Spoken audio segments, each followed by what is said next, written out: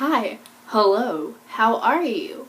Salutations. That's not how I start my videos. What am I doing?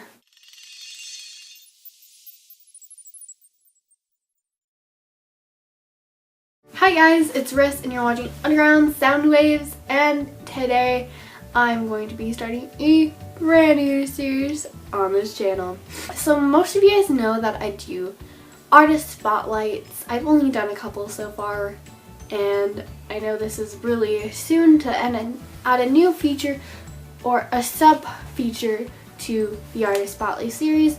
But I will be picking my favorite album from last month's artist from the artist spotlight and do an album spotlight on it, if that makes sense.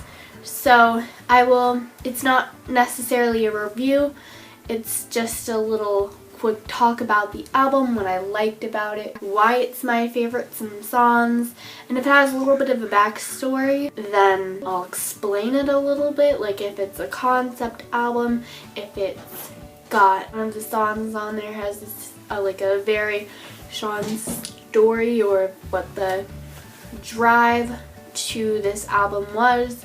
So I'm going to stop explaining and just get into this album spotlight. So as you guys know, last month I did my artist spotlight on the band Ice Nine Kills, and the album spotlight is going to be on my favorite Ice Nine Kills album that I've heard. It's their most recent album. It came out last year. I just listened to it now. I'm really late on this, but this is their first album with their new record label, Fearless Records. They used to be signed to Outer Loop Records, which is a subdivision of Fearless, but they finally made it to the big branch of Fearless, and this is their first album with Fearless. And this album is called Every Trick in the Book, and if you know Ice Nine Kills at all, then you probably knew what I was talking about even before I said the name of the album. So awesome. This album is a concept album, and all of the songs are based off of classic pieces of literature, which is kind of cool. You might remember the first single coming off of from this album, which was Me, Myself, and Hyde, based off Dr. Jekyll and Mr. Hyde, and that was pretty cool. I mean, after that they decided to do their entire album based off of classic pieces of literature, and that's pretty awesome.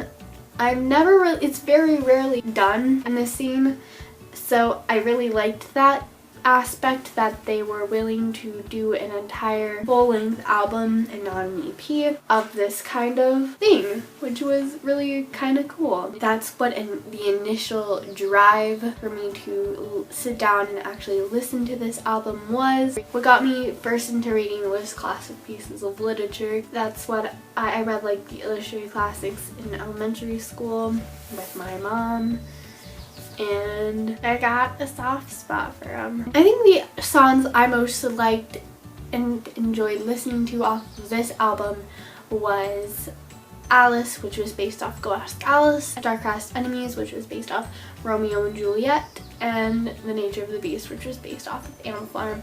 And you guys might have read some of these books in school, such as which was Romeo and Juliet and Animal Farm, and some others. I mean, there's also ones that are based off some scary stories as well, such as there is Hell in the Hallways, which was based off Carrie, Bloodbath and Beyond, based off of Dracula. So it was kind of an interesting album, since it was all kind of like from not a standpoint of their own, it was from a different standpoint, and that's really kind of interesting to listen to.